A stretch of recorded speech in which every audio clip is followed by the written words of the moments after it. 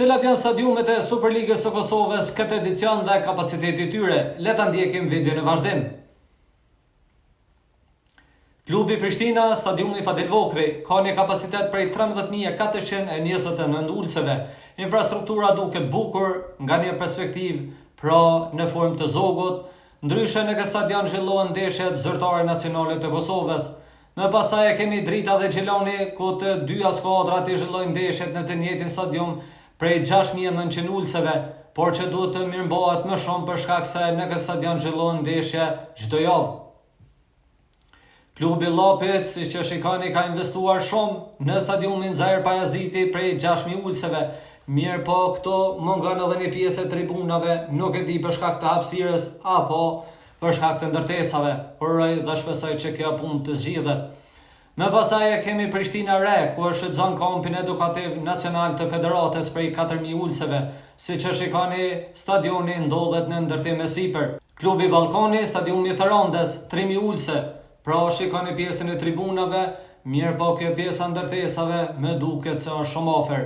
Sidoqoftë, urojmë që mos të jetë ndonjë problem. Më pastaj e kemi klubin e Drenicës, stadiumi Bayram Balio me 3.000 ulëse.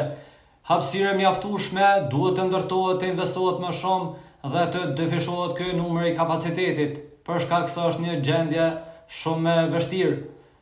Më pastaj klubi Ferizajt, stadiumi i qytetit prej 2.000 ulëseve, shikoni pra, për momentin ndodhet në ndërtim e sipër, pjesa e tribunave duket shumë bukur, pavarësisht se është një stadion shumë i vogël. Klubi Malisheva, stadiumi Liman Gegaj, 1.800 ulëse, shikoni rreth Olimpik, sa bukur e kanë jeshtuar këtë stadion dhe ka hapësirë mjaftueshme për investimet më vonshme.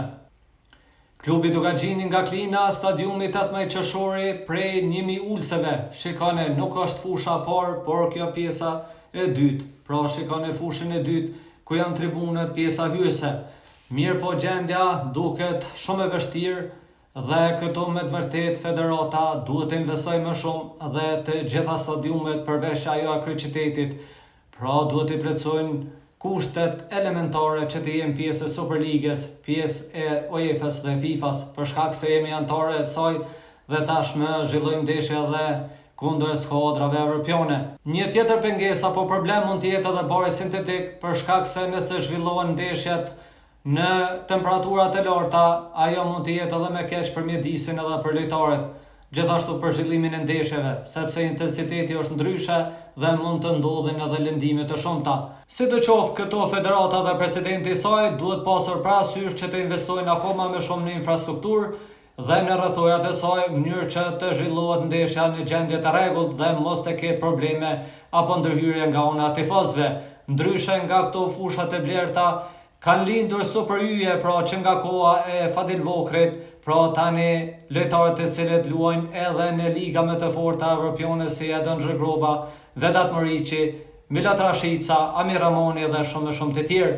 Dhe krejt në fund pyetja ime është se ku mbeti stadioni i premtuar në vitin 2018 nga disa aktorë politik dhe presidenti i saj, ku është thënë se është ndarë edhe buxheti me miliona që të ndërtohet një stadion me standarde evropiane, që do të ishte komplet në interesin e Kosovës dhe popullit të saj, ku mund të shikonim pra nga afër edhe finalet e konferencës UEFA-s dhe Champions League. Por cili është opinioni juaj, shkruani në koment.